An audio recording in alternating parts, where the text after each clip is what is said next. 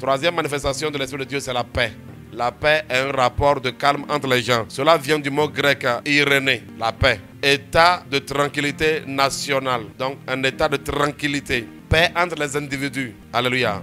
Ou bien on va dire encore entente entre les individus, harmonie, concorde, sûreté, sécurité et prospérité. Donc lorsqu'on parle de la paix, c'est ça en hébreu on parle du shalom.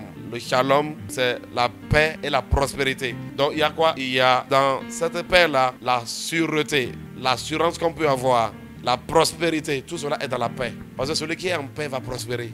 Alléluia, la paix. C'est le Saint-Esprit qui donne cela. On peut dire que non, c'est comme ça, quelqu'un a mené ton chien frutigeur, tu es en paix. La paix, c'est le fruit de l'esprit. Regardez, un serpent mordu, l'apôtre Paul, il était tranquille. La paix. Tu vois aussi qui va penser que quand le serpent va te mordre là, tu seras tranquille. Frère, si l'Esprit de Dieu n'est pas en toi comme lui, tu vas voir. Oh. Il faut remarquer, à chaque fois que la présence de Dieu est en vous, là, vous allez être rempli d'une forme d'assurance. Je sais que chaque chrétien, quand même, a vécu.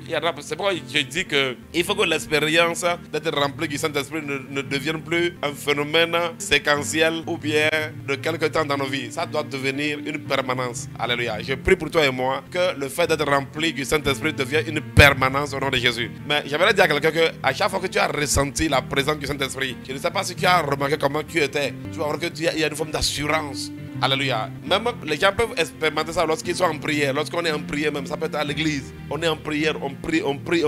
À un moment donné, tu es rempli d'une assurance, tu es rempli d'une forme d'audace. C'est le Saint-Esprit qui produit cela. Cela montre cette assurance qui te remplit ou bien cette forme d'audace qui vient sur toi là. Cela montre un peu le caractère, c'est la manifestation du caractère de l'Esprit. Alléluia. Est-ce que vous comprenez? Parce que l'Esprit ne recule devant rien. On peut te dire que quelqu'un a mené ton don, c'est un féticheur. Tu es tranquille. Parce que le Saint-Esprit manifeste cette paix là en toi.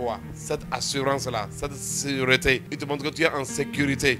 Alléluia. Celui qui est en paix est imperturbable. Alléluia. Donc le Saint-Esprit donne l'assurance. Prenez avec moi Philippiens 4, verset 7. La Bible dit, et la paix de Dieu qui surpasse toute intelligence gardera vos cœurs et vos pensées en Jésus-Christ. On dit la paix. Ouais, et ici cette paix, quand on dit la paix de Dieu, je peux remplacer ça par, et l'Esprit de Dieu va garder vos cœurs et vos pensées en Jésus-Christ. Parce que la paix est un fruit de l'Esprit. Tu ne peux pas détacher ça de l'Esprit. C'est l'Esprit qui manifeste cela. Tu ne peux pas trouver la paix en dehors du Saint-Esprit. C'est-à-dire en dehors de la présence du Saint-Esprit. En dehors du Saint-Esprit, il n'y a pas de paix. C'est pourquoi Jésus dit, je vous donne la paix. Quand il partait là, on dit, il a soufflé sur eux. Et il les a dit, je vous donne la paix. Je ne vous donne pas la paix là comme le monde donne la paix. Il y a la paix selon ce monde. Mais c'est une paix très fragile. C'est une paix humaine, très fragile. Mais ici, il s'agit de la paix que Dieu donne. Tu vas voir que même si tu dors, tu es tranquille. J'aime un peu somme de David là où il dit que si je dors là, je dors, il dort comme un bébé.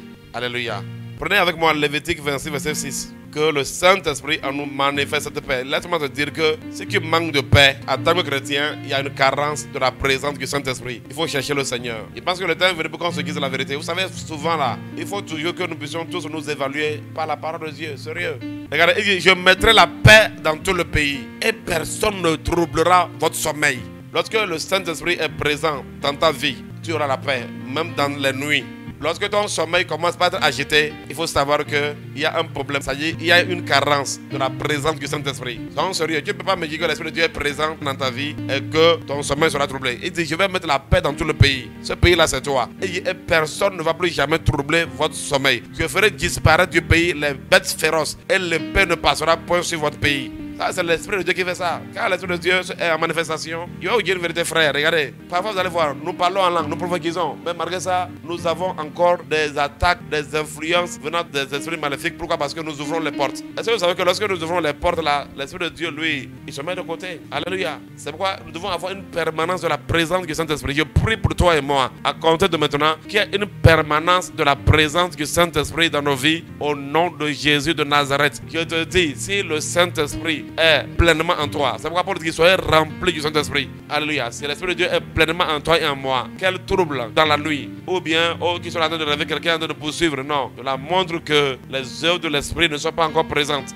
Parce que certaines choses montrent la présence d'autres esprits. Il y a certains types de rêves là, quand tu commences par le faire, il faut savoir que d'autres esprits sont présents. Alléluia. Et il est très important en tant que chrétien que tu soupires à la manifestation de la plénitude de l'Esprit de Dieu dans ta vie.